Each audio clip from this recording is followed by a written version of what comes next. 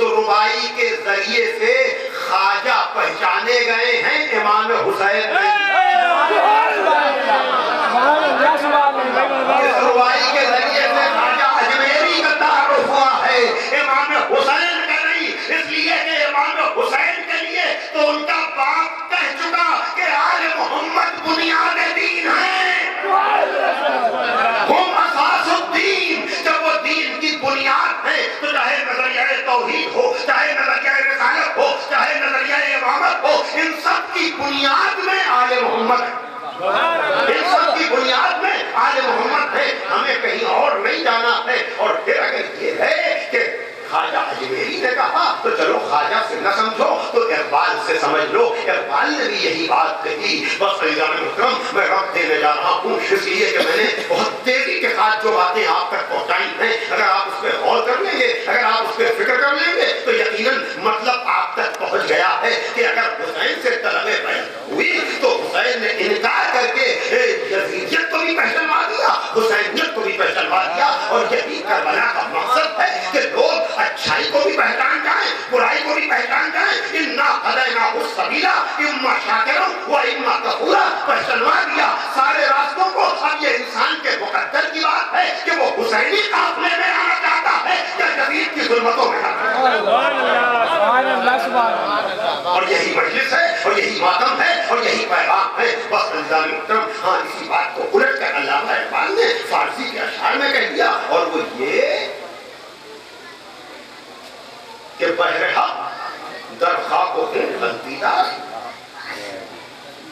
بس بنائے لا الہ گردیدار.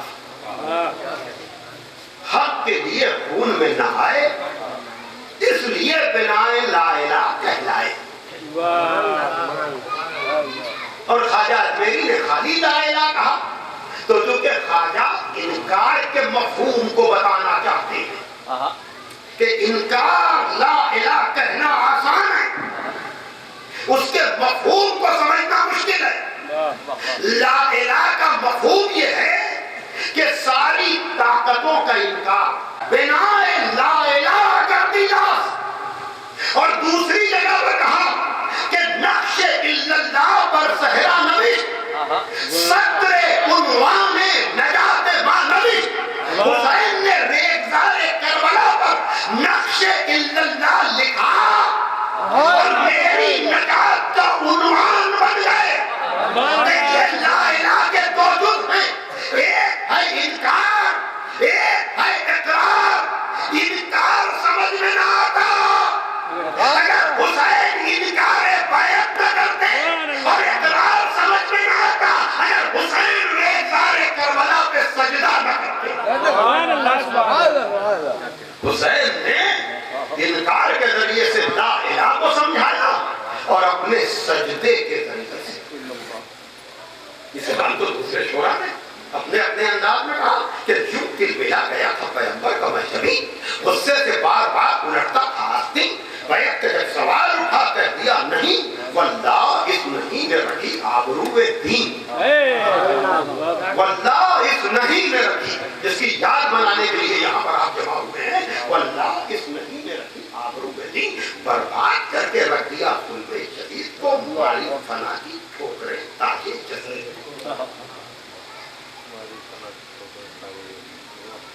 اور ایسا فنا کیا، ایسا چیز کو نابود کیا. کل میں خطیب اکبر مرزا اطہر صاحب اللہ مقاموں کی مجلس سن رہا تھا تو اس میں کا یہ جملہ جو آپ کے لیے نقل کر رہا ہوں عجب جملہ کہا فرسٹ اور سیکنڈ ورلڈ وار لوگوں کو یاد ہوگا لیکن جو جیتا تھا وہ بھی بھول گیا کہ ہم جیتے تھے اور جو ہارا تھا وہ بھی بھول گیا کہ ہم ہارے تھے. لیکن حسین نے یزید کو ایسی شکل دی کہ یزیدی آج تک اپنی ہار بھول نہیں سکے. آج تک. اور ہم اس فتح کے نشے میں چوراہے چوراہے حسین کی فتح کا اعلان کرتے رہتے ہیں. کوئی یزیدی بھی یہ نہیں کہتا کہ ہم یزیدی ہیں ہمیں کچھ نہ کہو. جو حسین کی فتح ہے. ہاں عزیزو، لیکن اس مرحلے تک آنے کے لیے کس خون کے سمندر سے ڈوب کر پار اتر گیا اسلام.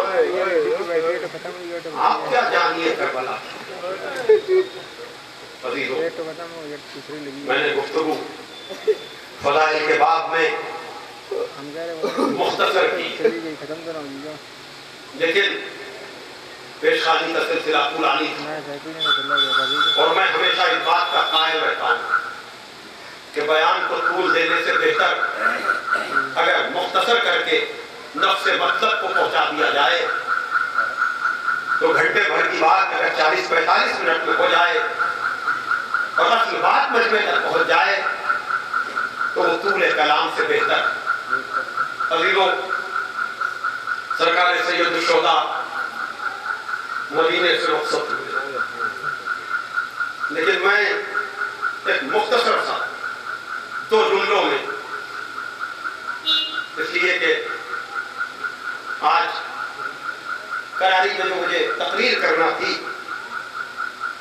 اس کا عنوان ہی یہ تھا کہ حسین روضہ رسول پہ کیسے گئے. تو اس نتیجے میں نے جو چیزیں دیکھی وہ یہ کہ ویسے تو حسین نانا کی قبر بننے کے بعد کتنی مرتبہ روضہ رسول پر گئے.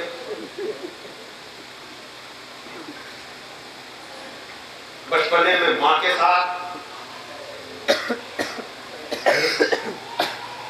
تو اس کے بعد دن میں کتنی دفعہ حسین جاتے تھے. کوئی مورخ، کوئی تاریخ اس کو بیان نہیں کر سکتی، اس لیے کہ جو حسین المنی کے مصداق ہو وہ دل میں کتنی دفعہ نانا کی قبر پہ جاتا ہوگا. لیکن تاریخ میں مطالبہ بیعت کے بعد لکھا کہ 2 مرتبہ حسین قبر رسول پر گئے. شاید پہلی 26 رجب کو مطالبہ بیعت ہوا ہے، شاید 27ویں کی رات گئے ہوں اور 28ویں کی رات گئے ہوں. 27ویں کی رات جانے کا منظر اور ہے، 28ویں کی رات جانے کا منظر اور ہے. 27ویں کی رات کی ترتیب اور ہے، 28ویں رات کی ترتیب اور ہے. 27ویں کے لیے یہ ہے کہ خرامہ خرامہ، لیکن میں نے اپنے بزرگ ذاکروں سے سنا ہے کہ حسین رخصت کے وقت نانا کی قبر پر اطمینان سے گئے، بھائی کی قبر پر سکون سے گئے، ماں کی قبر پر ایسے گئے ہیں جیسے کوئی بچہ جاتا ہے. جزاکم ربکم. کہاں آ رہا تھا؟ تو میں نے فضائل میں تو کمی کی، لیکن مصائب میں کمی نہیں کرنا چاہتا اور وقت بھی زیادہ مجھے نہیں دینا. تو اس لیے چشم تصور میں آپ اپنے کو مدینے سے چلیں اور پھر نواسا نانا کی قبر پہ جا رہا ہے. تو الفاظ یہ ہیں روایت کے کہ قبر نبی پر پہنچنے کے بعد حسین نے کہا السلام علیکم یا رسول اللہ. اے خدا کے رسول، آپ پہ میرا سلام ہو. میں حسین ہوں، حسین آپ کی بیٹی کا بیٹا، آپ کا دلبند، آپ کی بیٹی کا دلبند. جس حسین کو آپ امت کے بیچ میں چھوڑ کر گئے تھے، امت نے آپ کے حسین کے ساتھ اچھا سلوک نہیں کیا، اور میں یہی شکوہ لے کر آپ کی بارگاہ میں آنے والا ہوں. مفہوم اس کا یہی ہے کہ نانا رہتی بات ہے کہ حسین سمجھ گئے کہ اب مدینے اور زمین کی راہیں میرے لیے تنگ ہو گئی ہیں. تو اس طرح سے، اور اس کے بعد الفاظ یہ ہیں کہ یہ فریاد کرنے کے بعد حسین مصروف رکوع و سجود، حسین مصروف رکوع و سجود ہو گئے.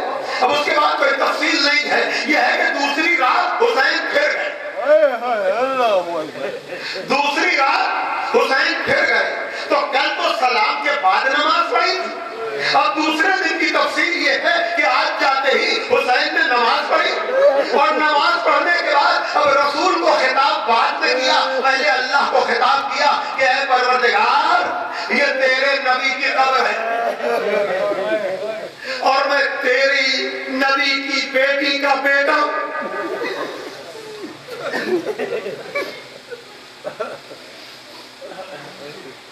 اب اس کے بعد حسین ابن علی اپنے نانا کے قبر کو وسیلہ بناتے ہیں، کہتے ہیں پروردگار تو عز و جلال والا ہے، تجھ کو اس قبر کا واسطہ اور جو اس قبر میں مدفون ہے اس کا واسطہ، میرے لیے جو مناسب ہے وہ فیصلہ کرے۔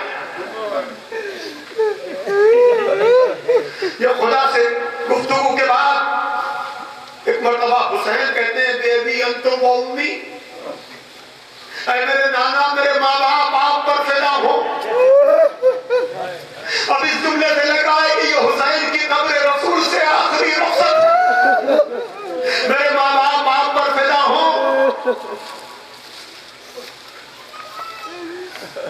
حسین آپ کی قبر سے جدا ہو رہا ہے، لیکن پتہ ہے روایت کے جملے کیا ہیں کہ ساتھ ساتھ کہہ رہے ہیں اور یہ جدائی اختیاری طور پر نہیں ہے، یہ حسین کی جدائی آپ کی قبر سے بڑی غم و اندوہ کے ساتھ ہے۔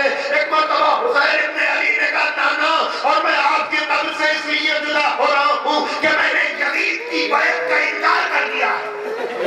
اب حسین جا رہا ہے، حسین آپ سے دور جا رہا ہے، علیکم منی السلام، آپ پر میرا سلام ہو۔ یہ آخری سلام ایسا سلام تھا گویا کہ اب جواب کی کوئی امید نہیں ہے اور واپس آنے کی بھی کوئی امید نہیں ہے۔ اب یہ عربی کا جانتے ہیں کہ السلام علیک کا کیا مطلب ہوتا ہے اور علیکم منی السلام کا کیا مطلب ہوتا ہے۔ بہرحال حسین سلام آخر کر کے جا رہے ہیں کہ نانا خدا حافظ۔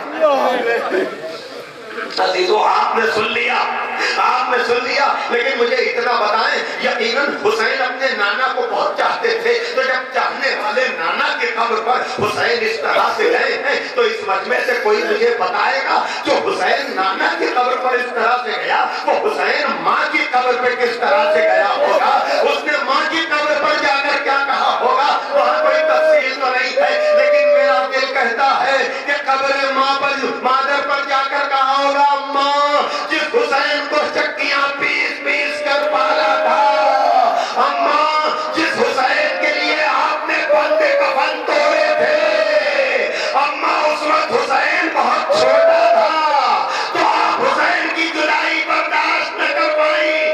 اب یہ حسین جا رہا ہے، عجب نہیں زہرا کی آواز آئی ہو حسین تو تنہا نہ جائے گا، یہ ماں تیرے پیچھے پیچھے۔ جزاکم ربکم۔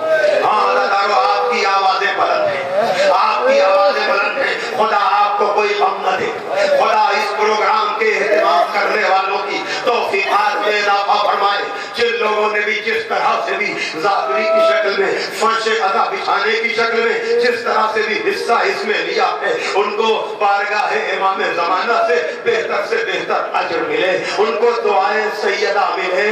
ہاں ازادارو حسین ابن علی جا رہے ہیں، حسین ابن علی جا رہے ہیں، تو اب قبر رسول سے جب حسین رخصت ہوئے ہیں تو بڑا دردناک منظر تھا، لیکن میں نے قراری میں بھی کہا اس وقت بھی اسی جملوں پر مجلس تمام کرنے جا رہا ہوں کہ عزیزو یہ تو قبر رسول سے حسین کی رخصت کا منظر تھا، لیکن مجھے یاد آ جاتا ہے اس قافلے کا واپس آنا۔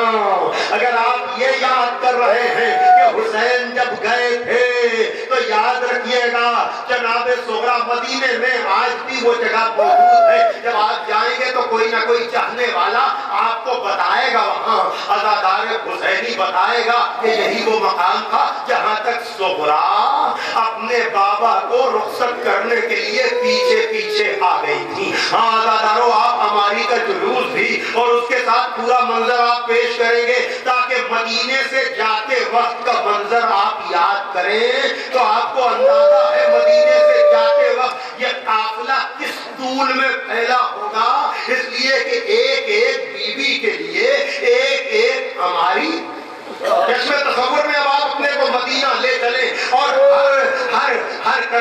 ہر جانے والے کے لیے بنی ہاشم کے ہر فرد کے لیے گھوڑا اور پھر سامان بار. تو آپ اندازہ کر سکتے ہیں جب یہ قافلہ گیا ہے اور پیچھے پیچھے سغرا آ رہی تھی تو بہت دور تک یہ قافلہ پھیلا ہوا تھا. سغرا نے اتنے طولانی قافلے کو جاتے ہوئے دیکھا, لیکن جب یہ قافلہ واپس آیا ہے اور یہ سغرا ملنے کے لیے گئی ہے تو دیکھا جاتے وقت تو قافلہ بہت دور تک پھیلا ہوا تھا, لیکن جب واپس آ کر بیرون مدینہ ملنے